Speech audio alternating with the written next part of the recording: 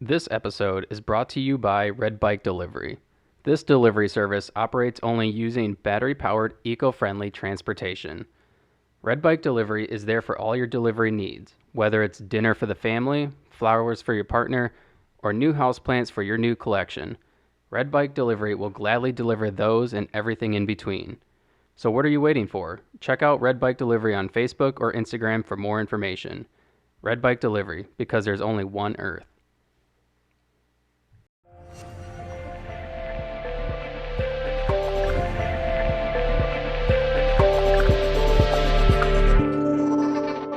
All right, welcome to the Rise and Above podcast. My name is David Huss, and today I have Brittany Sanzo with me. First of all, I'm really excited to have her on today. She has a TikTok, and I'd say she's pretty famous on TikTok. She has like 50,000 followers, right? Am I correct? No, it's like half that. But half that? 25,000? That's pretty big. Anyways. I'm excited to have you on to share your story because I've kind of followed your journey a little bit on your TikTok, and you talk a lot about the work you do, and you also talk about your experiences in with being adopted and finding your family. And it's also kind of humorous too because you share your experiences on going on dates and stuff, which I found kind of funny. So I guess with that being said, how are you doing today, Laura? Brittany, could you introduce yourself and tell everybody where you're from and whatnot? So my name is Brittany. I am originally from South Jersey, around Ocean City area. It's about 10 miles south of Atlantic City. So I grew up there. I was adopted in the same county that I was born in. I went to college in Pennsylvania, and then after I graduated college, I moved to Maryland. Worked in Maryland for the past 5 years, and then I just moved to Arlington, Virginia in April, right outside DC. I live like a mile from the Pentagon. Oh, wow. Still work in Maryland. It's not as bad of a commute as people think it is. It's only about 25 minutes to my office. But the DC, Maryland, Virginia area is like so much closer than people who are not from this area realize. So yeah, you tell me that, and I'm like, that seems like it would be like a hike. No, it's not where I live, at least. I mean, Virginia is a massive state. It takes like 6 hours to drive through, but when you're at like the Northern Virginia area, it only takes me 8 minutes to drive to the capital. So it's not far. How do you like living there? I love living here. I think that I probably see myself here for the next like 5 or 10 years. Oh, wow. Yeah. Now you said you work in DC. What exactly do you do for work? So I actually work in Montgomery County, Maryland, which is a suburb of DC. I do homeless outreach. So pretty much my entire job is driving around different hours of the day. I don't work like a normal 9 to 5. I work whenever I want. I have to work one morning shift a week. So anytime between like 3 a.m. and 7 a.m. and one night shift a week, where I work anytime after 9 to like 1 a.m. And I have 2 other team members, and we find people that are sleeping out on the streets, engage with them, and try to get them connected to services, and then we ultimately house them. Now, what's the homeless population like in DC or in Montgomery County? So, I don't know if you are aware, but the eviction moratorium was lifted in October. So right now in the county that I work in, we have 77,000 households that are facing eviction. So obviously that process doesn't happen overnight. Individuals have to go to court. They have to try to access resources through the county. Right now, our homeless shelters are at full capacity, so we have a lot of people sleeping in cars or on the street because we actually expanded our shelters we normally only had 2, now we have 4 because of COVID, but they're all at max capacity right now. So with more people being evicted and the evictions going through, we're seeing an increase of homeless individuals in this area. That's got to be disheartening to see, right? I mean, because a lot of those people are people that probably do have jobs, but they might be just kind of in poverty. They might not make a lot of money. And the other thing too is what a lot of people don't realize is once you get evicted, it is nearly impossible to get accepted by another apartment complex. It doesn't even matter what the eviction is for. If it's COVID related, apartment complexes are just going to see an eviction and they're just going to deny you right off the bat, especially if it's a recent eviction. Right. Evictions carry with you in Maryland for, I believe it's 8 years. So if you've gotten evicted within the last 8 years, you're probably going to be denied an apartment, which leaves people to do room rentals with private landlords, which is just like renting a basement or renting like a room in someone's house, which is hard if you have a family. Right. Now, can you explain so they put that in place, right, for COVID, right? Mm-hmm. The eviction moratorium. Yeah. Can you explain what that is? Because I don't know if a lot of people are aware of that unless you like follow that kind of thing. Yeah, for sure. So during COVID, Congress enacted a moratorium saying that landlords were not able to evict anyone who was not paying rent due to COVID. So that doesn't mean people didn't have to pay rent. You still needed to pay rent if you were able to, but if you weren't able to, it doesn't mean that like they could evict you. So what happened is a lot of individuals took advantage of the moratorium and they just weren't paying rent. So they told their landlords or their leasing offices, I lost my job, I can't pay rent, but they were getting unemployment. So what they should have been doing was paying a portion of that to their rent, but a lot of people were not. So let's just say even number, say your rent is $1,000 a month. Mm-hmm. And now that's added up over a year, that's $12,000 you now owe. But if you had been paying $600 a month or $500 a month into rent based on what you were getting, now you might only owe $6,000, which you could probably get help from your county to assist. Now, the eviction moratorium, President Biden, he extended it it was supposed to be through December. And then there is a union of landlords who went and kind of made a statement to Congress saying, we need to get our money, we need to get paid. And when they all went, they were like, all right, I guess you're right. And they lifted the eviction moratorium. And now everyone who can't pay their back rent is now having to go to court. If they lose their court cases, they will be evicted. Wow. I mean, that's kind of a tough spot to be in, right? Because I would like being a homeowner. Obviously, you have bills that you need to pay, and if people aren't paying them, then you can't pay it. So that puts you at risk of losing your property as well, right? Yeah. But then you also have these renters who are in the same position, who aren't making money or the same amount of money that they're used to, and so then they're not able to pay their bills, and then that puts them in a spot to be evicted. Yeah. And it's definitely tricky too, because I don't have children, I just have a dog. But when you have to kind of decide what your priorities were in the beginning of COVID, when people were getting laid off and not being able to work, you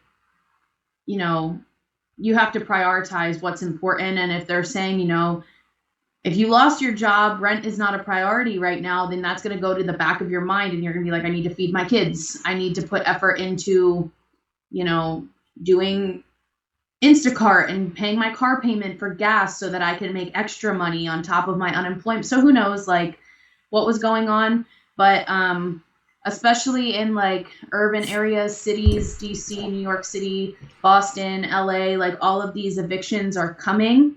And I don't think that we are prepared as a country, especially with outreach teams like myself. There's only me and 2 other people on my team in a county that's going to be facing, over 50,000 families being evicted. I don't think that we're prepared for it.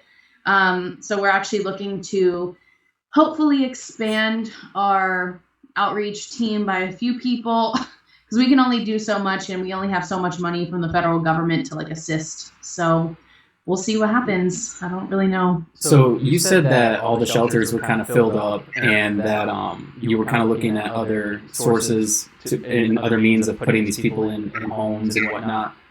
Is there anything in play to like maybe put them like maybe in a hotel or something until you can find them permanent housing? Yeah, so our county, I'm not familiar with what other places are doing. I just know strictly what my county is doing.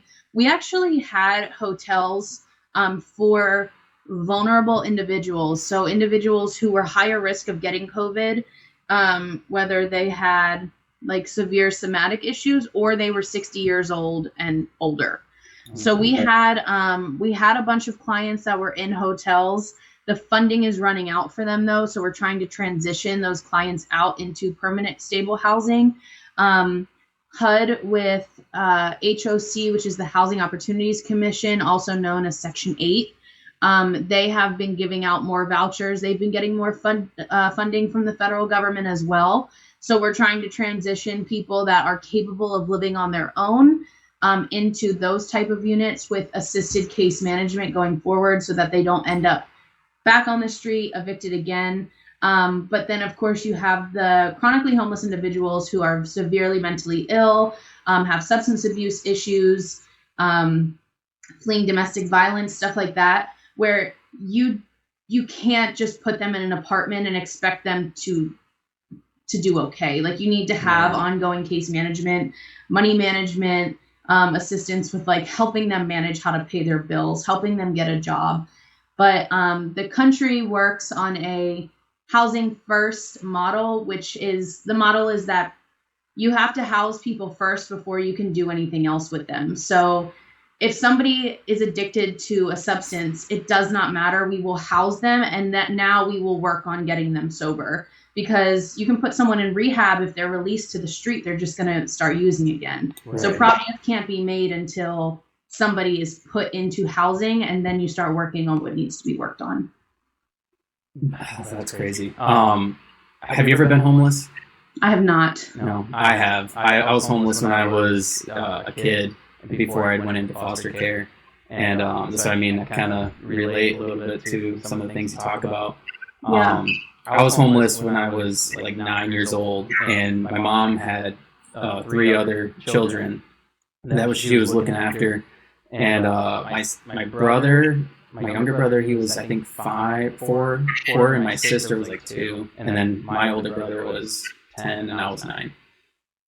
And like for a 9-year-old, it kind of seemed cool because we were put up in to a hotel by the Red Cross, and we're like, oh, this is kind of cool. We're all just hanging out in a hotel room. But at nighttime, we didn't have food during the day, so we would go down to the homeless shelter here in Lansing, Michigan, and we would eat dinner there every night. And I remember standing in line, like looking around at all these homeless people, and like, wow, you guys are homeless. Like, you're way worse off than we are. We're not really homeless, but in reality, it's a sad reality. We were just as bad off, as them. Yeah, it's kind of a crazy thing. And then so it would be difficult to be a parent, I think, in these times, where I guess work is kind of easy to find now because everybody's looking for people to hire. But at the same time, will it grant you enough money to pay your bills and support your family? And so, it's kind of a scary situation, right? Yeah, for sure. And, if you don't have childcare during the day, or you can't afford childcare, it makes it a lot harder. But yeah, it's definitely about to become a booming issue and what's really upsetting about it is I live in Arlington. I work in one of the wealthiest counties in the country. Montgomery County is just so incredibly rich that I'll be on call for my job, and people will just call and complain about homeless individuals that they're seeing, and not like in a concerning way, more so just like, this person is standing outside the grocery store and you need to do something about them. And it's like, they're not doing anything that's harmful or threatening, and they have nowhere else to go. Like, what do you want me to do? And they're like, well, I need to know and it's like, well, first of all, because of HIPAA, I cannot tell you what we're doing with anyone. Like, I respect and I think the fact that you're calling to like report, but if you're just calling to complain, that's not helpful to anyone, because that individual is already at the lowest place that they could possibly be in their life. To have somebody that just wants to complain about them existing. And I had this lady call me and she was like, back in my day when I lived here, we didn't have homeless people because we just shipped them to the psych ward. Oh. And that's where we would stay, the state hospital. And I was like, oh, that is so incredibly insensitive that you would just say that to a homeless outreach social worker who, like, my whole job is to work with these individuals and, like, see past their mental illness and get them housed so that they can, like, be functioning in society. Well, not all of them have mental illness. Some people just get down on their luck and then that's where they end up. Yeah, especially with COVID. Right. Yeah, I mean, if you had a good job and then you lost that job, because I've talked to a lot of people on this podcast that have lost their careers over COVID, and they had to figure something else out.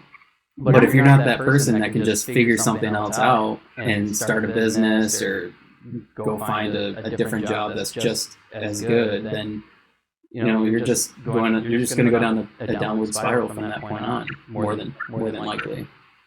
Yeah, and I think that there's so many people that don't realize that they are so much closer to being homeless than they are to being billionaires. And it's like, I know from my own personal, if I lost my job, I wouldn't be able to pay next month's rent. There's so many people that live paycheck to paycheck, and especially in an area that's so wealthy and everything is so expensive. In my area, 1-bedroom apartments are $1,500. Wow. That's more than my house payment. Yeah. And that's just for crazy. Like, a 700 square foot apartment, you're paying that much. So I can't even, it's definitely a frustration for me to see. And that's why I think that continuing education is so incredibly important, because, it could really, really happen to anyone. Yeah, absolutely. Now, what led you to wanting to start your TikTok account? So I actually started it. I was never a TikTok person until COVID, when I was working from home and I was bored. And I started posting videos of my dog, and it was like really harmless, right? And then I started learning how TikTok operates, and I'm like, oh, people do stitches, which, if you're not familiar with TikTok, or anyone who's listening, a stitch is like, there's a video, I'm holding a lighter. There's video, and then you kind of cut the part of the video, and then once it's done, you continue on with like finishing what that video started. So I saw a TikTok, and it was like, tell a time about a job where something happened and you quit on the spot, like immediately. And I was like, oh my gosh, like the time that I worked in human trafficking. So I made the first TikTok, and it's a pretty lengthy story. So I only had like 20 followers, right? I wasn't like booming on TikTok. So I made the first video, and I was like, do I really feel like continuing this story? So I made the first one, and I didn't make a follow-up, whatever. And I went to go take a shower, and I ate dinner, and I went to the gym, and I came back, and I opened up TikTok, and I had like 6,000 likes and like all these comments, and people were like, where's the part 2? Where's the part 2? So I was like, oh my God, like what is happening? So I continued to make the story, and it just completely blew up. And I feel like that was my first ever social work job out of college. I worked in Baltimore, West Baltimore, which is not a good area of Baltimore. And I worked at a safe house for human trafficking survivors. So the TikTok I basically talked about, it was like 3 or 4 days before Christmas. And one of our women had run away from the safe house. And it was like probably like 9 or 10 o'clock at night. And a bunch of traffickers came to the house and were trying to break in. And what I figured had happened was the woman had ran away back to her trafficker, told him where she was staying, and he sent a bunch of people to the house. Now I was 22, and I was on shift by myself with a house of 5 women and a 6-month-old baby. And my boss was on a flight to Texas for Christmas, and there was like no one for me to call. And Baltimore historically has a very high crime rate and a low police force. So they don't have enough officers to like combat the amount of calls that they get. So when I called and I was panicking, and of course I'm trying to keep my composure with a bunch of women who are scared for their life, who have already been through trafficking trauma, the police didn't even show up for like 35 minutes after I called. And I had girls that were in the house talking about how they were going to fight off these men. And they were around the whole house, just like, there were 3 different entrances to the house. They were surrounding the whole house. It was so terrifying. And after that, I was like, I'm going to burn out of this career before I even start. So like right after that, I put in my resignation and I was like, I cannot work here anymore. So when I talked about that, it blew up because people, especially young women, are fascinated by trafficking because it's such a real thing. And hearing, like, I read so many of the comments and people were like, oh, I live in Baltimore. Like, I live in Baltimore County. Like, this doesn't even surprise me that the police took so long. Like, this is so scary. I know, like, West Baltimore. So it was really interesting to see how far the audience reached, because there were people that were like, well, in South Africa, where I live, like, the police won't get there for an hour and a half. And I was like, oh my God, people in South Africa are looking at this video. Like, that's so crazy. But that's really, like, where things blew up. And I had a lot of people ask for like other videos of like signs of trafficking and how to look out for things and what tactics traffickers are using. So it really opened up like a big conversation of something that's super scary to talk about. Yeah, that's the video that I seen, and I was like, you know, this sounds really interesting. I need to have her on the podcast. And I think that was like months ago that I commented on that video. But I'm glad that we're finally able to talk and whatnot.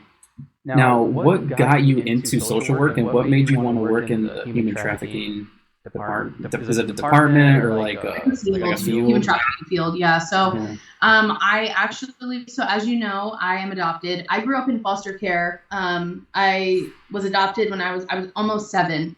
So I was in and out of foster care, living back and forth with my biological parents. They would lose custody. I would end up in foster care. They would get custody back. We were living in motels. Then they would lose custody, go back to foster care. So it was this like vicious cycle. And eventually my biological parents lost their parental rights and I became property of the state. And my adoptive mom was my kindergarten teacher. Can I stop you there? Mm-hmm. What was your experience like in the foster care system? Trash. Trash. Because I don't know if you've seen my episode where I talk about my experience in the foster care system, but same thing. It's trash. It's trash. But you know, there's some people that have really good experiences. So I was just curious what yours was, and why would you say that? So my foster mom, one of my foster moms, because I went through a couple different homes, the one I was with the longest. Of course, you know, I respect people who take in foster children. I think that, you know, we need more foster parents, but we need more foster parents that care. And I feel as though my foster mom that I had really was doing it for the check that she would get every month from the state. The way that the house was set up, all of the foster kids slept in the basement. There was rooms in the basement, and every room there were 3 rooms, and every room had 3 bunk beds. Wow. So there was a room for the teenagers, and then like a room for the girls and a room for the boys. And then whoever would come in, you would just get like a bed. And then like her kids that she had actually lived upstairs. So they had their own rooms, but all that. So it was very like segregated. And you didn't really feel like you were part of the family. And especially at such a young age, you know, your developmental years are the age of 0 to 6. So like not receiving the attention that you needed at that young age really impacts how you grow up and the way that your brain functions and stuff like that. So I can't trash every foster family. I don't know every foster family. I have seen TikToks of foster parents who, you know, are going above and beyond. And like, that makes me really happy, because if that was me, I would have really appreciated that. But my own personal experience was that it was trash. Yeah, I think that's, I mean, a lot of people have that experience. And I think it's because a lot of people do it for the money. And I think that was kind of the case for me too. My parents did it for, I don't want to say that. I shouldn't say that. I still have a relationship with my dad. But you know, I think a good portion of it is about the money, and it's unfortunate to see. Now, I don't know if you guys have this in your state, but in Michigan, they always run ads, and it drives me insane. They have ads on the radio. Anybody can be a foster parent. It doesn't take somebody special. Oh, no. Yeah, they have these ads, and they drive me absolutely insane, because I'm like, no, not anybody can just be a foster parent. You should not advertise that. No. Because that's how you get the wrong people to do it. Yep. Yeah. So, but, so going back to the initial question of how I got into social work, Sorry. I had, no, it's okay. So I had a really great social worker, Miss Jackie, and she was, you know, like I said, at the time I was really young. This was between the ages of like 4 and 6. So she was the one who would pick me up for visitations.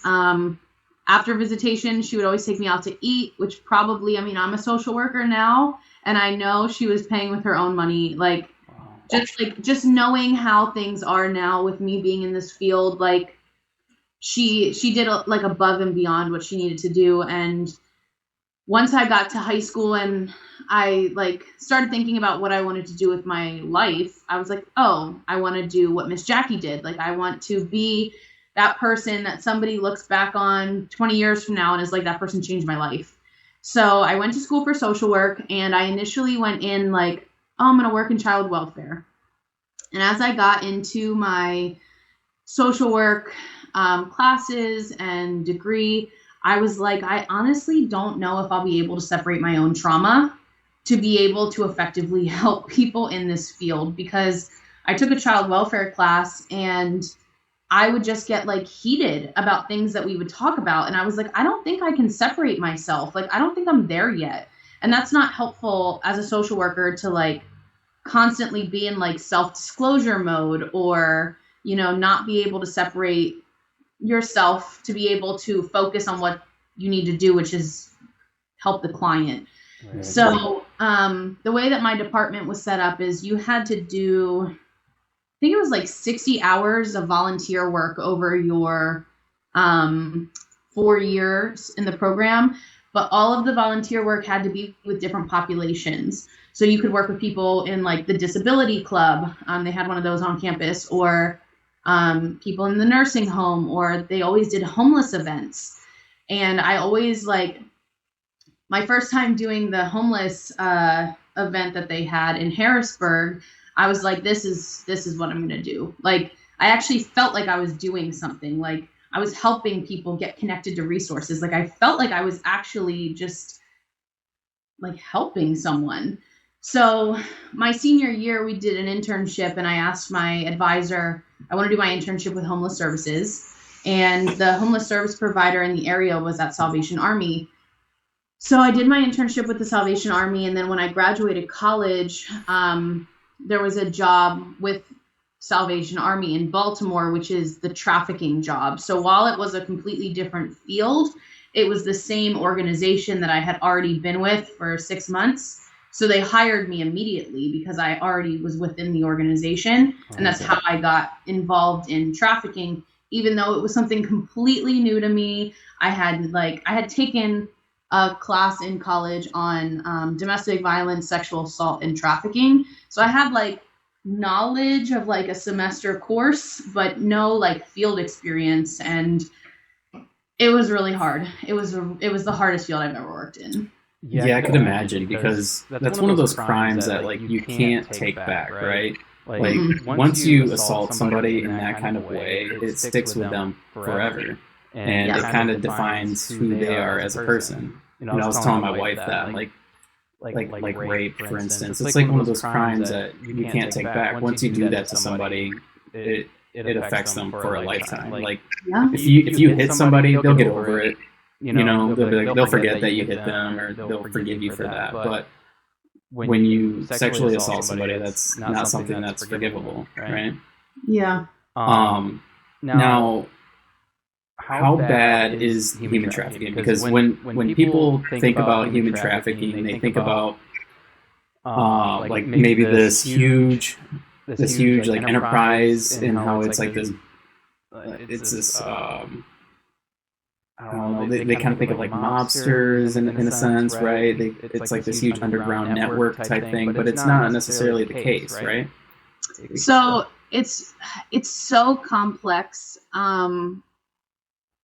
All right, so I'll share a little bit of one of the stories that I heard of one of the women I worked with. So she had decided, she was from Maryland, and she decided to move to Tennessee with one of her friends, just to get away and like start somewhere new and, meet new people, whatever.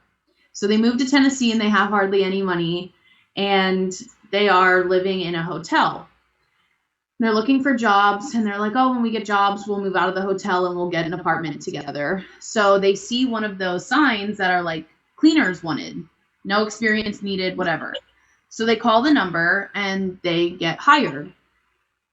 So they start working for this cleaning company, and one of the head cleaner was like, all of us live in a house together. If it would be cheaper for you guys, you can move in with us and you can have one of these rooms. And they were like, oh, that would be great. Like, cheap rent, we can live together, whatever. So they were like, okay, yeah, the guy who owns the cleaning company owns the house. And they didn't really think anything of it, so they move in and they meet the guy they meet the landlord. So the landlord starts acting very weird. He comes into their room one night, and he tries to sleep in their bed with them. And they were like, no, we don't like this. Like, get out of our room. So they tried to move him out, and he hit one of them. And he was like, no, this is not how this works. And he tied the one girl to a chair, and he made the other girl watch him just beat the crap out of her as like an intimidation thing. So they were like, okay, like, we got to get out of here. Like, this is not. So it turns out that, I don't know what so the proper term, and excuse my language, but the proper term for this is, so the head cleaning lady was the bottom bitch. So in trafficking, that person is the person who finds girls for the trafficker.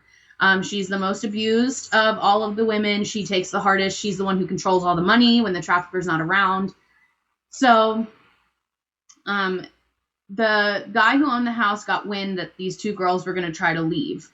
So he went in and he drugged them and drove them from Tennessee to Washington State. He then locked them in a basement in Washington State and would sell them to police officers in Montana, which I think is the state that's next to Washington State. So he would drive them across state borders, and they would be raped by police officers in Montana. And one of the girls got pregnant, and she miscarried the baby because of all of the abuse that she was facing. And when she miscarried, the trafficker murdered her in front of the client that I worked with. And the client watched all of this happen. So it's more than just like the selling and trading of humans. It's like the coercion, the abuse, the psychological trauma. And the day that the traffickers came to the house I worked at, and I called the police, the one girl would not come out of the room. She was terrified of the police because she had so much trauma associated with the police from when her trafficker, the way that she got away is that she did everything the trafficker asked her to do and completely just earned his entire trust. And she asked him if she could go to like the grocery store to buy tampons. And when she left, she got on a bus and like just left. And she like had no phone. She left her phone. She left everything. Like, she didn't have a credit card. She had no money. And she just had someone buy her a bus ticket, and she left and came back. And when she came back to Maryland, she reported it. And that's how we got her through the FBI. But But that's like, it's why, like the stories I would hear from, and that's just like one of the many stories. That gave me chills. I have my hairs on my arm is standing up right now. It was like, that's scary. It's so scary. And it's like, and that girl was like 19 when that happened. Wow. Yeah. And it's all because, you know, she thought that she could trust someone to like help her. And I made a video about like those signs of like, oh, like tutors wanted, after school tutors, like $18 an hour. And there's just a phone number with no other information. That's a trap. Or like cleaning services with a phone number, no other information. It's a trap. So like, I think that it's important to bring awareness to that, because like that girl did nothing. She did nothing wrong to be put in that situation besides just being ignorant to what was going on around her. Yeah, I mean, that's not really. She's just trying to better her life, right? She wanted to start. She wanted to work, and she wanted a place that was cheap to live, and somebody took complete advantage of that. Yeah, that is scary. It is. It's really scary. So I think that like I was able to use the 25,000 followers that I had on TikTok to at least like share some of the things that I was made aware of by talking to the clients I worked with. Mm-hmm. That just like dating apps. There was one dating app that 2 of the women I worked with got trafficked through Plenty of Fish. And it's like, I was like, do not use that dating app. Like, do not go on that dating app. Why specifically that dating app? I'm not exactly sure. I don't think it's monitored as heavy as like Tinder and Hinge and Bumble are. I think that, like from personal experience and like knowing from my friends, like if you report someone on Bumble, like for weird behavior, Bumble deactivates their account. Mm. Like they don't play like that. But I don't think that Plenty of Fish has like the same like security with it. So that was one of the big ones, and I don't know, it's really scary. So I was trying to just like educate like young women, especially like teenage girls, because it's just it can happen to anyone in like any circumstance where you are not paying attention to what's going on around you. Now, human trafficking is kind of a big thing that I've seen a lot of videos on, like Facebook, specifically here in Michigan, because Lansing is kind of like in between Detroit and Chicago.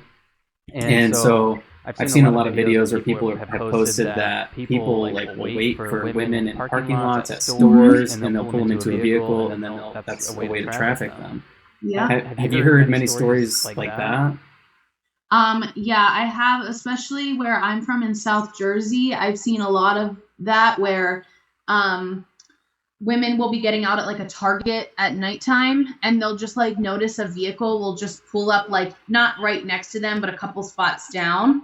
And then like they'll walk into the store and then feel like someone's following them, and they'll see like somebody is just following them around the store. Mm-hmm. And then like, they'll have like the cashier be like, that person's been watching you, like following you around. So that's another like Targets. I actually made a TikTok about, I got followed from a gas station to a Target, and someone came up to me behind like that gut feeling.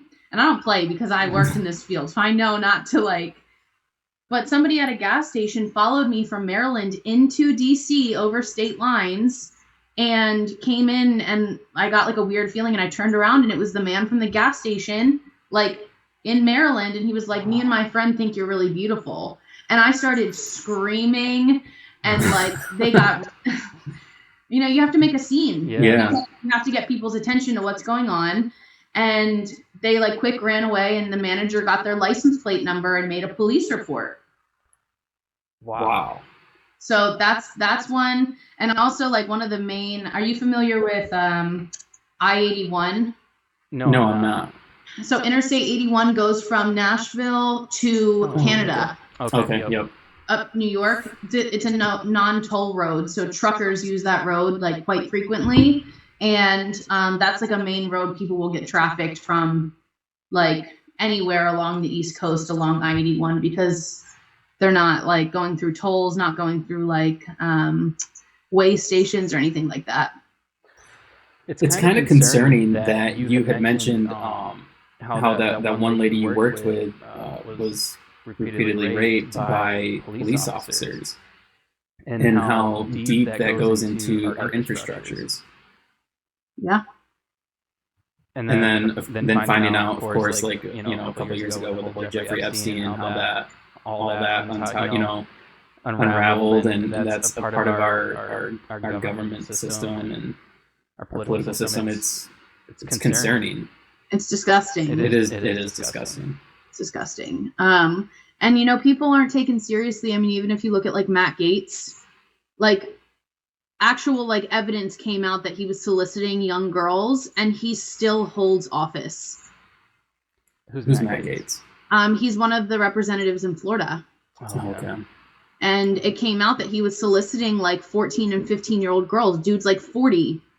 And he was like having them come to his like estate and like meet. And it's like, how is that not an automatic you are in jail? Like, right. Because when it comes down to it, those girls aren't going to realize it now, but that like the trauma of that is going to impact them when they get into their late teens, early 20s. And then it's going to start like impacting how they behave with relationships. And, it's just, it messes people up. Yeah, it really does. It may seem like something that's kind of fun now. I mean, because you may not be aware that you're being trafficked, right? Like if you have somebody who is buying you things and treating you real nice and, letting you live this lavish lifestyle, but you don't really realize that I have to do it, I pay for it with sex or, with whatever. Later on, that's going to affect you. Yeah, for sure. So you left that field because obviously that's too much to bear. It was so scary. I mean, I'm from like a pretty conservative like town in New Jersey, like very small town, 10,000 people, like everyone knows everyone, like you don't have an accent for being from New Jersey. I don't. I'm from South Jersey. I don't have an accent. But can you do one? Do you know how to do one? No. I feel like you do. You're lying. I don't know how to do one. But it's different if you grow up in like a very like if I were to grow up in DC, I'm sure it wouldn't have been so scary for me because I would have been like familiar with being around like thousands of people and like I'm always on guard and kids in this area, they walk to school a couple blocks on their own. They're like 6, Right. But where I grew up, it was so sheltered. And then I started that job and I called my mom that night. I had to be escorted to the highway by state troopers. And I called my mom and I was like, I can't do this. Like, I need to resign. And she was like, you need to do whatever is best for your mental health. And I was like, I don't have a job. I don't know what I'm supposed to do. And my mom was like, we will help you until you figure out what you're doing. Like, but my mom was like, I would rather pay your rent for 2 months while you look for a job than have you get kidnapped and trafficked. And I was like, thank you. I will gladly take you up on that offer. Now this is your adopted family, right? Yeah. Okay, that is truly amazing. Yeah. So I don't think we finished that story a little bit. Could you go back and tell us about, like you said you were adopted, I think at 7, right? I was almost 7, yeah. You were almost 7, okay. And what was that like? So, it's been a journey. I think that the more that I have like learned about adoption and gone to therapy, I have learned so much about why I am the way I am as a person. Which sounds so ridiculous, but sorry, my dog is like, Maya, stop it. You're good. So my biological parents, like I said, I was born and adopted in the same county. So I'm not like an international adoptee. I'm from the same area.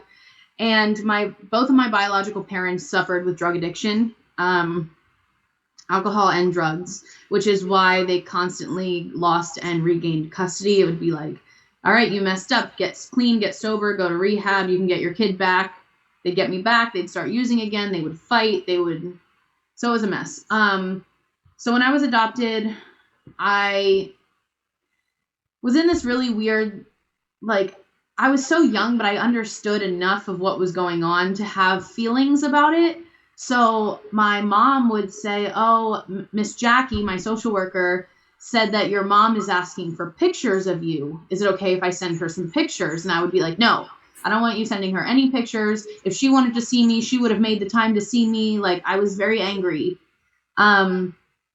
And I lived with this anger for a very long time. I wanted nothing to do with anything.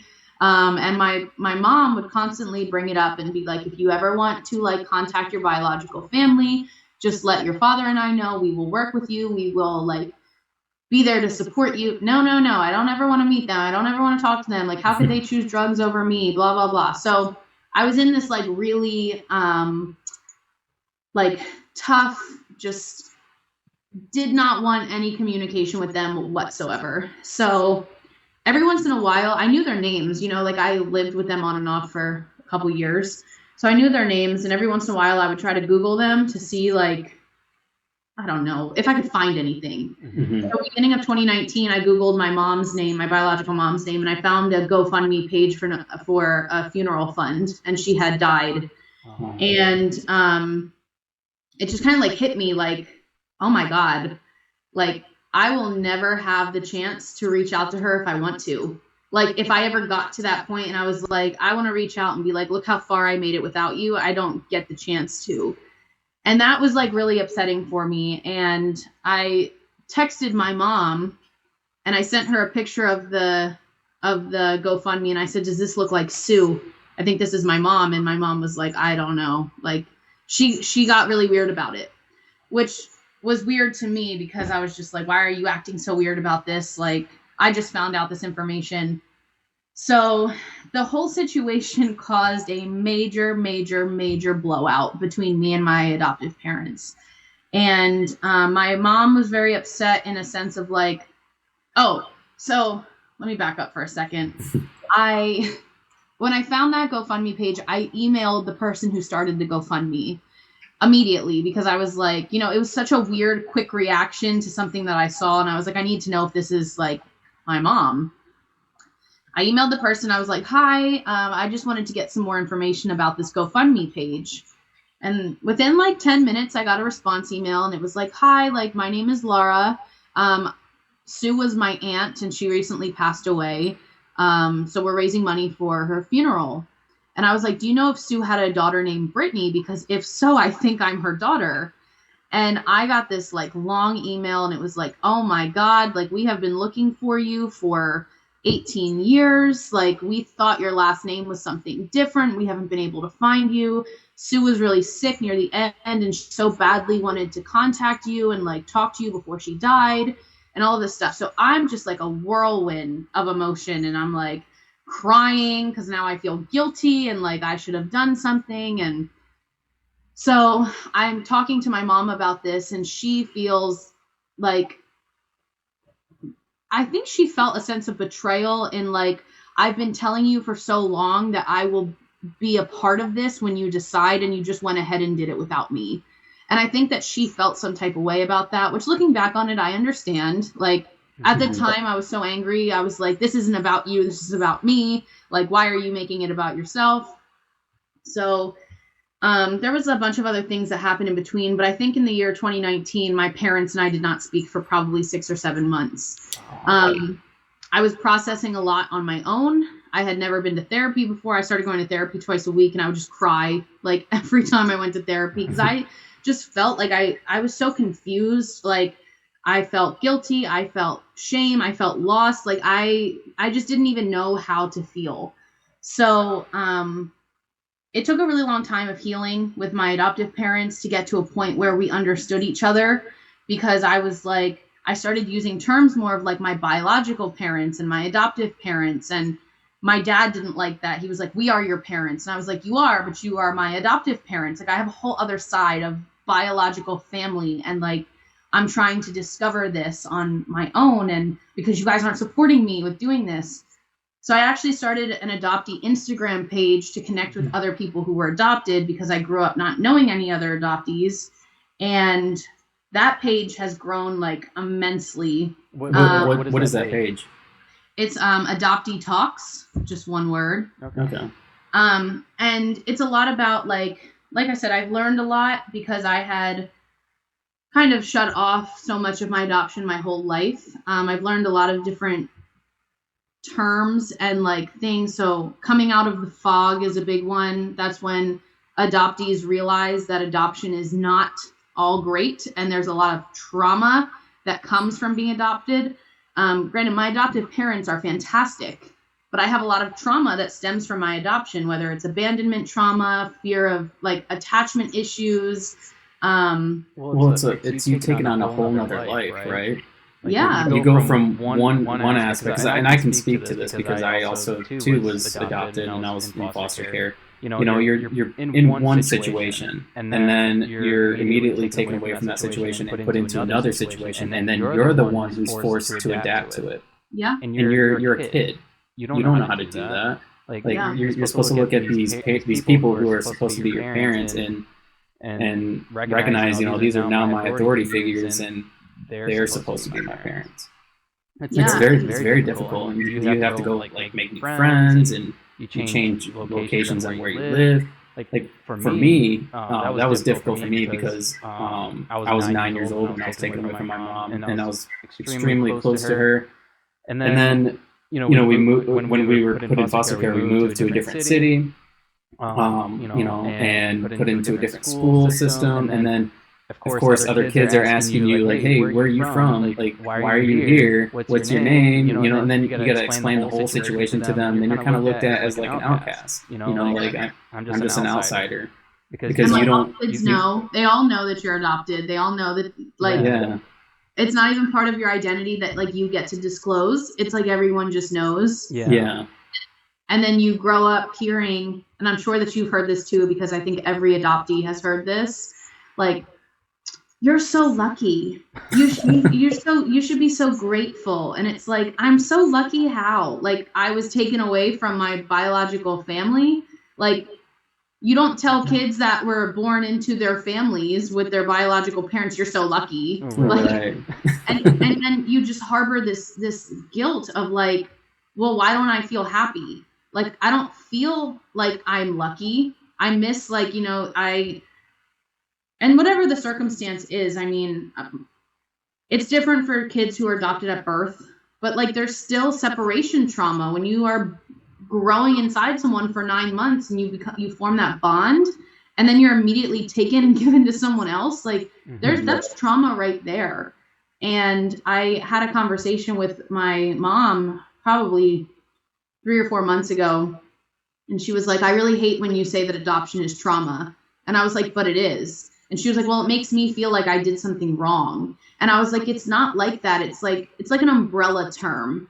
So you have like adoption is trauma, but the trauma is abandonment issues, trouble having meaningful relationships with people, self-sabotage, people-pleasing behaviors, like anxiety, depression, all of like, imposter syndrome. It's like all of these things where you feel that you need to like hyper compensate to like live up to expectations because you felt like you weren't good enough for your biological parents. So now I have to be the perfect child so that you don't give me away again. Or like, it's a whole thing that people really don't understand because the media just portrays adoption as like such a great thing.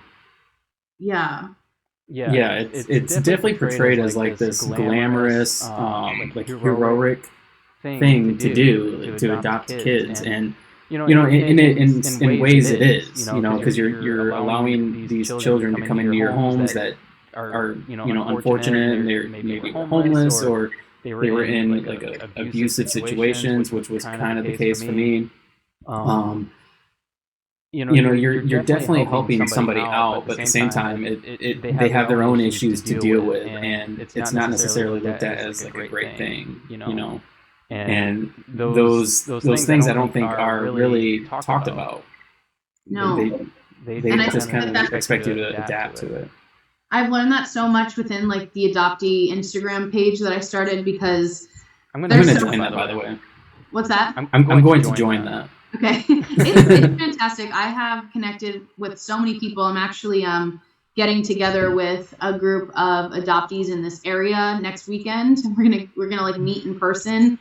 But learning about like transracial adoptees, I'm not a transracial adoptee, but like that's a whole different level of trauma of like black kids that are adopted into white families and like whitewashed, and their whole culture is like erased. Mm. And it's like, you know, I've talked with a lot of transracial adoptees who are like, what were my parents' intentions on adopting a black kid? Like, did they want to have like the white savior complex of like oh, I'm adopting like a poor black kid?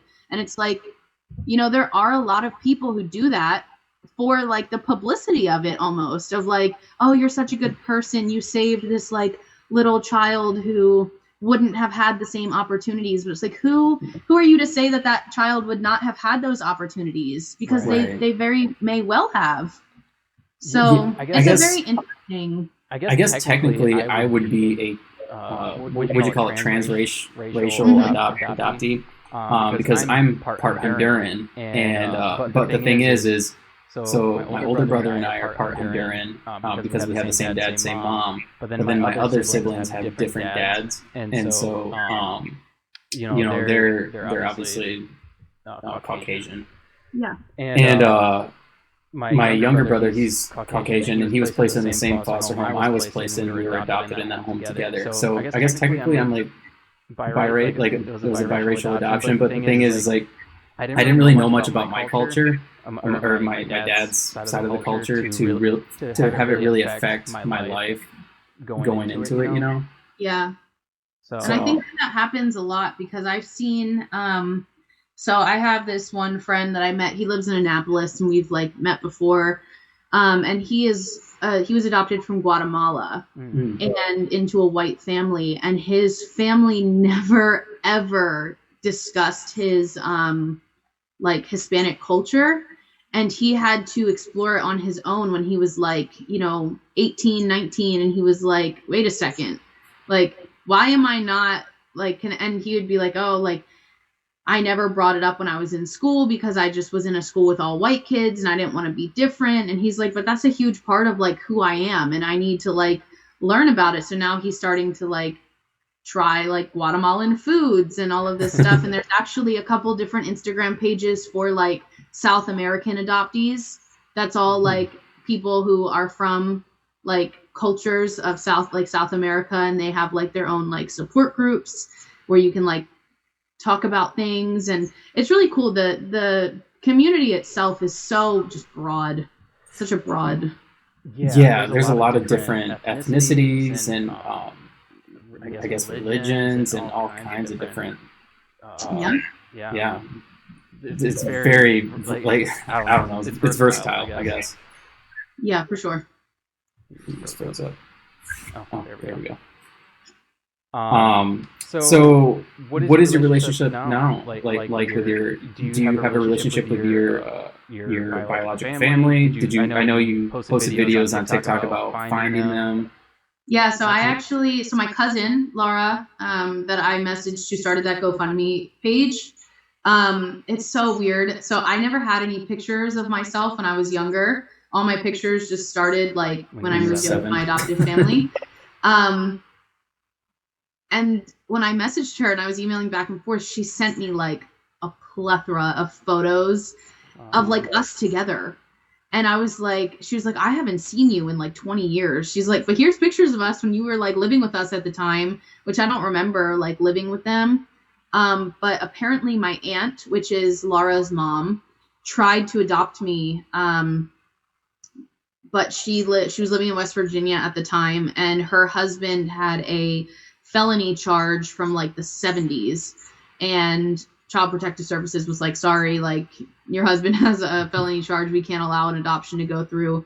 So I was kind of like, they were like the last family members that would have been able to like agree to take me in, which is then why I became property of the state. But I did meet them in June. It took me 2.5 years to get up the courage to be like, I think I'm finally ready to meet you. We talked very regularly. The conversations were Very normal. I felt like I didn't go into the meeting not knowing what to expect because I had been talking to them for like an extended period of time. What was really helpful is that Shirley, which is my aunt, she gave me so much medical information that I did not have. That's another thing people don't realize. Adopted individuals usually don't have access to medical records or the original birth certificate. So birth certificates are changed after an adoption.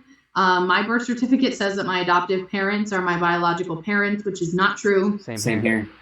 And it's like, if you even try to access your original birth certificate, they're like, you don't exist. You don't exist as that previous person. Like that person, you get a whole new social security number.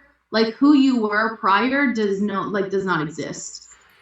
Yeah, that's a huge thing, right? Because that's the thing. I never knew any of my medical information, and so my wife actually bought me 23andMe because I was like, I want to know like more about my health. I'm like kind of health conscious and want to know like what kind of diseases I could get, like if I'm susceptible to getting like diabetes or whatever. So she bought this for me. And then actually through that I was able to find my dad. Like I actually found my first cousin, second cousin, and then they helped me find my dad, who I hadn't seen since I was 2 years old. And so it's kind of crazy. And then obviously I had access to all my health information. So yeah, people, the Ancestry, my brother got me an Ancestry kit for my college graduation because he knew that I was really like interested in learning about like where I came from and stuff like that. And this was before I came in contact with biological family. But health records are a huge thing because, it's so awful when you go to the doctor and they're like, do you have any family history of cancer? And you're like, I don't know, I'm adopted. And then the doctor just stares at you like, okay. All right, thanks. I don't know what to tell you. And then they're like, all right, well then we have to do a full blood test panel because you don't know. And it's like, okay, that's great. So Shirley was able to give me a lot of my maternal side's health history, which I didn't have. And you get to an age, I'm 26. So you get to a point where you're like, I kind of need this information because what if someone in my family had breast cancer? What if I found out my biological mom had MS, signs of MS it's very normal for women who have MS to pass it on to their daughters, and signs of MS start showing by the time you're 25. So I was like, I need to start paying attention to that. Like, had I not known that, if there's like preventatives that I can take, I should probably start doing them now. So I really think that there needs to be a lot of reform when it comes to adoption with like, if you're giving your child up for adoption or placing your child for adoption, I don't like the term giving up. It's not really. If you're placing your child for adoption or, the state is like, you don't have parental rights, you should be required to like provide health information to a social worker that will then pass that on to the adoptive family. Or if you're in foster care, give it to the child so that they have that information. But the thing is a lot of people who lose their children to the system don't necessarily have those resources, right? Like they may not be able to have access to go to a doctor and then find out like what kind of things that they have, like if they like are susceptible to having diabetes or Yeah, that's what I'm saying. Like there should be like reform with it, where it's like, okay, for example, like either of our biological moms, where you become, you go into the system, there's obviously a social worker involved, whether it's a CPS social worker or just family services social worker, that is like, I'm going to take you to the doctor and I'm also going to work with you as well as the child because it's a family unit right now and we need to do what's best for the child.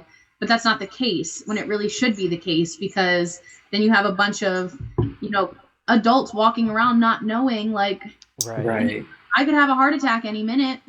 I have no idea, Right. It's not fair. Right. What do you think could be done about that? I mean, obviously you said some reform. There is some current legislation that's in the House right now.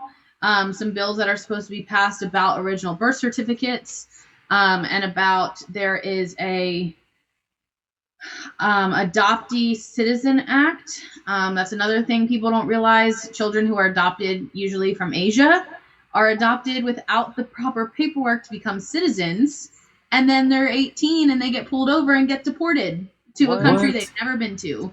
Wow. So that's another thing that is in the House right now, trying to be passed, the Adoptee Citizenship Act, stating that if a child is adopted from overseas, they are granted automatic citizenship. A lot of times adoption agencies don't realize that, and they skip over that part, and adoptive parents don't know, because how would you know? Right. I'm adopting a kid, they're just going to be my kid and have citizenship.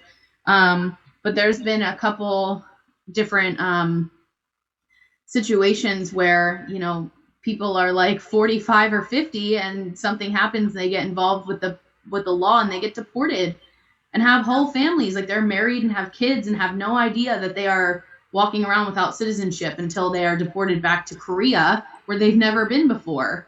So that's another piece of legislation that's trying to be passed right now as well.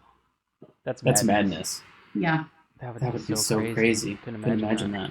And I've learned all of this through my adoption page. I would have never known otherwise. Wow. That is crazy. Yeah, everybody go check out her adoption page and also her TikTok. Her TikTok's kind of funny. Ridiculous dates. I just watched one of your videos not yesterday, the day before, and you were talking about how one of your dates had posted on social media about what was the worst date you ever went on, and you were like, the date where you didn't buy me food, but you bought yourself food. So what's funny is I'm dating that guy now. Oh my gosh, that's funny. Actually, after I sent him that, so we had gone out on 4 or 5 dates and everything was going well until that date where he came over and bought food just for himself. And I get really awkward in situations like that. So a couple months had passed, and when he posted that on his Instagram story, I was like, now is my time. I'm just gonna send the message. And he responded and was like, oh my gosh, my bad. Let me make it up to you and take you out. And I was like, whatever, free meal, right? That was in my head. All my friends were like, just go and get free dinner. And I went, and it went really well. And we've hung out 2 or 3 times a week for the past 3 months. Wow. So he really redeemed himself. He really did. That is funny. Did he explain why he did that? He was like, I probably just wasn't. I was in my room on a work call, and he was like, I think that I was just watching TV and ordering food and wasn't even processing the fact that you were still here. It was and knowing him now as a person, I'm like, that definitely makes sense. I can see you doing that. Oh, that's funny. That is hilarious. Yeah, I was watching that at work, and I was like, oh my gosh, that is so funny. Yeah. Wow. So obviously you have some feelings towards the foster care system, and I think it's really cool that you work in social service field. What would you like to see change? I mean, obviously that's a pretty broad question. In what sense? In what field? In the foster care field, specifically just foster care. What kind of things would you like to see different? I think that there needs to be stricter, not background checks, but just rules and regulations when it comes to it. There should be a cap on how many children that you can have in your house, which there could be in some states. I mean, and things could have changed from when I was in foster care. I have no idea. Mm-hmm. But I remember at one point, my foster mom had 8 or 9 foster kids. Clearly, we weren't getting the attention we needed. I think that it's hard because I'm a big advocate for family reunification. I think that, family preservation of families is so important. You should be working with a biological mom to do everything you possibly can to get her to be able to keep her children. That would require a lot of resources, right? It would require so many resources. But you know what? Things will not change until they start paying social workers more. I agree. Because you have social workers who work for, and I don't work for CPS, but I look at jobs all the time. I'm constantly looking at jobs. Master's degree level social workers with clinical licenses working in CPS. In the area I live in, $60,000 a year. And it's like, I can't even imagine, say, like Mississippi. Like, you're probably making $32,000 a year, and that field is hard. And, like, then you have turnover because people are like, I can't do this job. I'm not getting paid enough. I'm stressed out. I'm overworked. I'm mentally drained. And then you have turnover. Too, right? What's that? Emotionally as well. Right? Oh, yeah. So when you have turnover like that, and you have, you know, finally a client who trusts their social worker and opens up to them, and then they're like, I'm leaving in 2 weeks, you're going to get a new worker. It's like, now all of the progress we made, I have to start all over. Right. And it's like, so until we start paying our social workers more money for the work that they do, I feel like more progress could be made. I also think that policies need to be rewritten and changed. That's kind of like my ultimate career goal is, and why I live in DC area. I want to write policy, social work policy, but I truly think that you cannot write effective policy until you have worked in the field and know what needs to be changed. We have a bunch of politicians writing policy for things that they've never experienced or seen firsthand, to know how systems work. And I think that that's a big thing that needs to be changed. I just think that there's so many things that need to happen. I agree. There's definitely a lot of there's I don't know. It's kind of a crazy thing because there's so many things that need to be changed about it, right? I mean, I think there's a huge problem with social workers and maybe not necessarily being passionate about their jobs because, you know, it is a job. And at the end of the day, they have their own lives. They want to go home and they want to go to their families, whatever. And so I know with like my experience in the foster care system, it didn't really seem like they cared too much about the kids that they took care of as much as the foster parents. Like they tried protecting the foster parents more, I guess, because they have a real shortage of them. Yeah. But yeah, there's so many different things I believe that need to be changed, and I don't even know where it could start. Especially going back on like the, are you familiar with, I can't really speak on it because I did not watch it because I can't bring myself to watch it, but the trial of Gabriel Hernandez. I watched part of it and it's so brutal. I can't watch it. So. The only reason why I have any interest in watching it is because of the social work aspect, because there were 3 social workers that were charged in that murder case as well, which brings up a really good point of the reason why they were charged is because they were making false reports, saying they were seeing this child when he had been dead for weeks. And it's just like, yeah, they shouldn't have been falsifying reports, but you look at the amount of work and cases that those caseworkers have to meet quotas to get billing done. And it's like, there's no possible way that you can see, they said that they had caseloads of up to like 75 to 100 children. Oh, God. And it's like, I can't even imagine, my caseload for work right now is like 15 clients. And then we that's a lot. Once we hit 20, we start a wait list. Can you imagine like having to see if you have 75 to 100 children that you have to see and they're scattered across the county and you have to see each of them like once a week, you're working like 12 to 16 hour days and you're probably making $45,000 a year. Right. So how does that make you passionate about your job?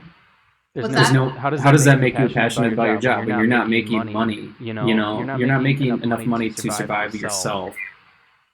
What's the incentive at that point? And then it just comes down to meeting quotas. Right. It's not doing anything to better the situation of the foster parent or the child. It's meeting quotas so that we can send in money, the billing for, whatever insurance company is paying for the social worker to go out there. And then they're falsifying reports saying, yeah, I saw this kid, the kid's fine. Meanwhile, the kid was locked in a cabinet for 2 weeks. I know the social worker. I don't really know her, but I've talked with her, and she said that one of her biggest concerning things is that she works with children as well, and she said that she spends a lot of time in her office filing paperwork and filling out paperwork, and she could spend that time out in the field working with these children. And that's a huge concern of hers. That's a lot of wasted time and resources. I think it also depends on how an agency is run. So, like I mentioned in the very beginning of this, my job is so flexible with how I do my work. So, I will admit, I am really bad at paperwork and documentation. It is just not my strong suit. I'm more of like I like to be in the field talking to people. So I've had to like work with my supervisor to like, Brittany, how are you going to get this stuff done when your notes are a month late, you know? So we've like discussed back and forth on what works for me, which it helps if you have a flexible agency that will work with you, because not everyone's style of working is the same. Right. So for me, I try to do 4 days in the field and 1 day at home, straight paperwork. Because then it's like, then I'm not going out in the field and then rushing back to get all my notes done. It's like, as long as I like remember what I'm doing and like know what I talked about with certain clients, I can focus on being in the field and working with people directly and doing stuff I need to do with my clients, and then spend 1 day doing all my paperwork. And that's the most important thing, right? Doing the field work, because that's where you meet your new clients. That's where you change lives. Yeah. It's not necessarily the paperwork.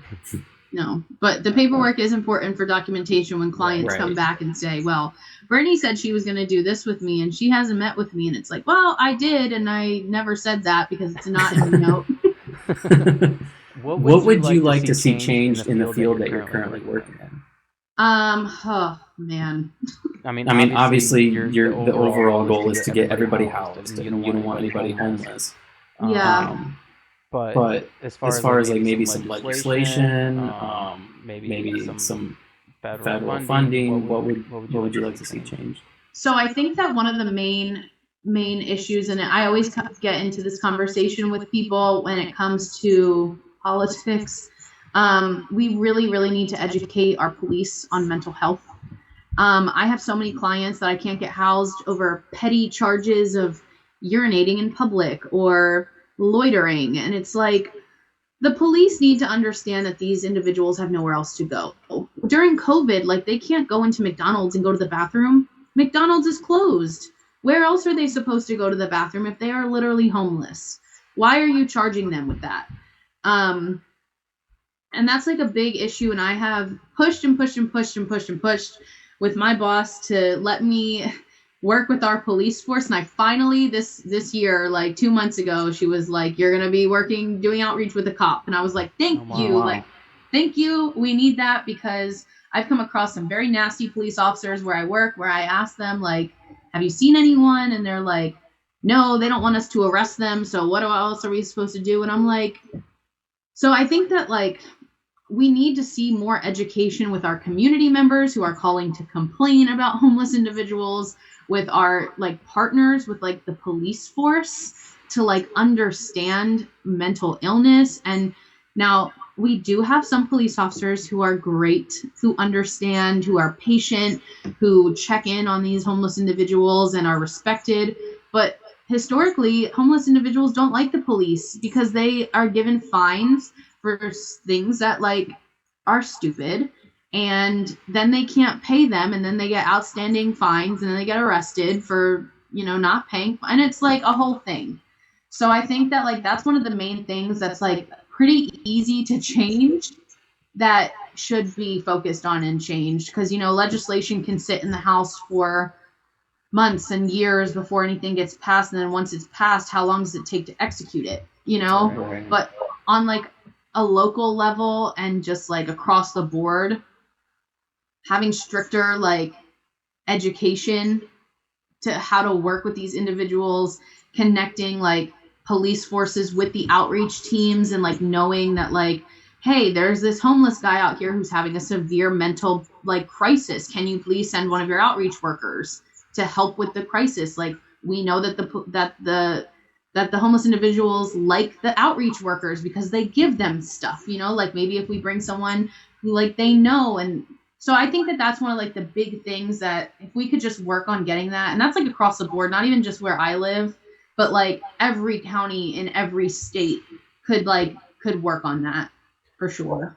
Yeah, I agree. I know in Michigan where I am, obviously it's cold here. It's probably cold where you're at too. Yeah. But our homeless population has gone up, and it's something I've kind of noticed since COVID. It seems that there's more people out panhandling, and there's like an overpass kind of like a few miles from my house, and there's like an apartment underneath the overpass, and I'm like, what the heck? Why isn't there like people from the government saying, hey, you can't do that, we need to take you and put you in a home or like some sort of shelter?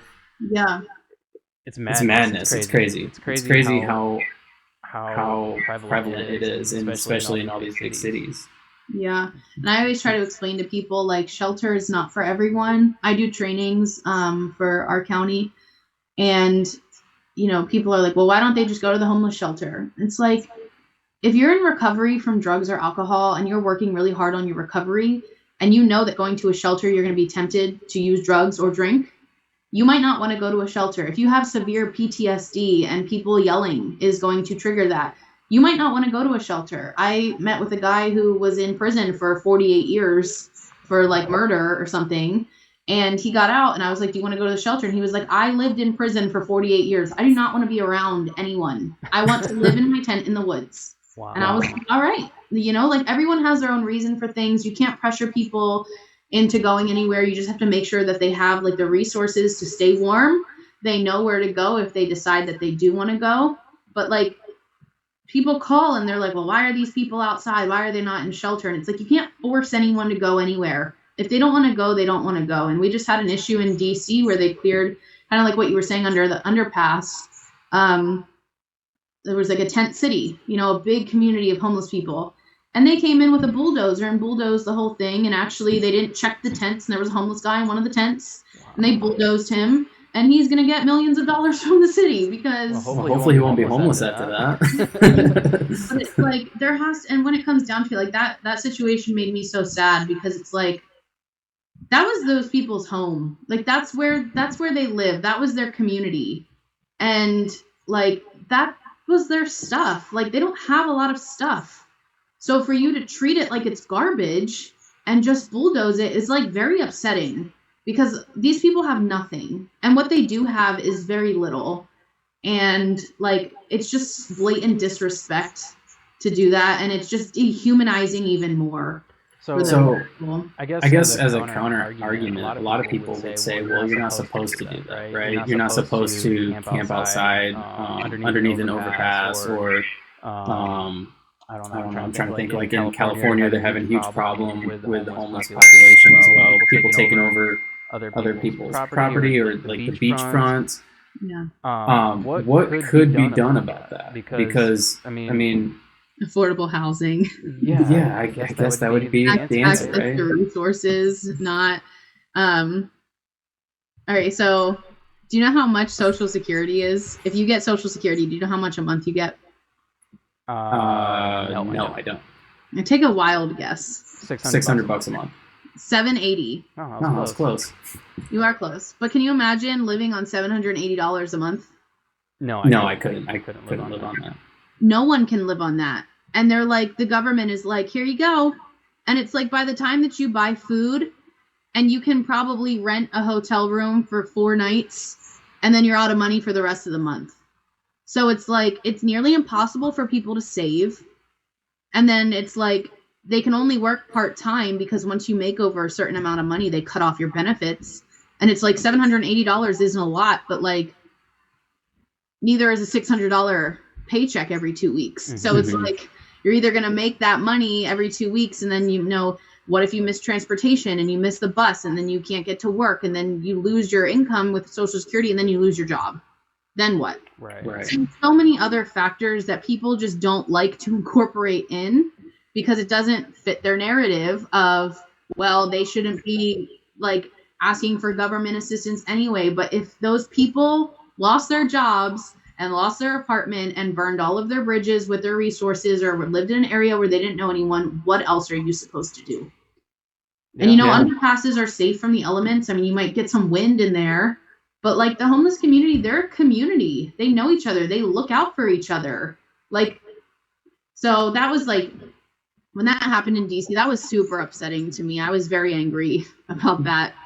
Yeah, I don't know if that's necessarily the best approach, is just come in with bulldozers and start bulldozing. Especially without checking, right? I don't know. Make sure everybody's clear out of the area. Send those people. That'll work. Wow. Well, this has been a great episode talking with you. I feel like we can relate on so many different things. I was adopted in foster care like you, and I had found my family at a later age, kind of like you. I found my mom when I was 18 years old. And I was searching for her, and then I just kind of happened to stumble across family members when I found my dad, which was pretty cool. And it's kind of the same case with you, right? Yeah. So what is your goals for the future? Do you plan on working in the homeless field, or do you plan on transitioning to a different field? What is your overall goal? So I plan to work probably direct service a couple more years. Like I said, I really want to get into policy. I do live in DC, so it's a good chance I could try to get in to some congressman's office. That's the ultimate goal. I would love to just write policy and work with anyone in the government. I'm really big into politics. I think that I'm very passionate about things, and I could definitely, I will argue with someone for hours about something if I had a conversation. I was like, man, I could never be on like a high like jury case. I would be like, they're not guilty or they're guilty, and I would just be that one person that would be like, I'm not changing my mind. You guys until you decide to come on so I think that I have like the drive and the passion and like the energy for it. I just think that right now I'm going to continue direct service unless like a better opportunity comes along with more money. More money is always good, but I really do want to work and policy change. That's like, I think it's just really important to have people who know what's going on writing policy for the people that are underprivileged. I agree. And people who have actually worked in that field and gone through some of those things gives hope to the people who are in those positions, right? Yeah. So well, thank you for doing this. It's been an honor. It's been a pleasure talking with you, and I will be sure to join that page. And again, what was it called? Adoptee Talks. Adoptee Talks on Instagram. And then you also have a TikTok. Can you plug that? Yeah, I think it's just Brittany Laura. Let me look. And then are you on Facebook or Instagram? Or do you not want to put that out there? No, that's fine. So my TikTok is just Brittany Sanzo, BrittanySanzo, one word. And then my Instagram handle is ZOSANB21. Again, I started having homeless clients finding me on Instagram, and I was like, I gotta change some stuff around. Okay, so do you not want me to put that on? You can put that on the podcast. That's fine. Okay. All right. Well, thank you for doing this. It's been fun, and hopefully we can do it again sometime. Yeah, feel free to hit me up. All right, we'll do. All right. Bye.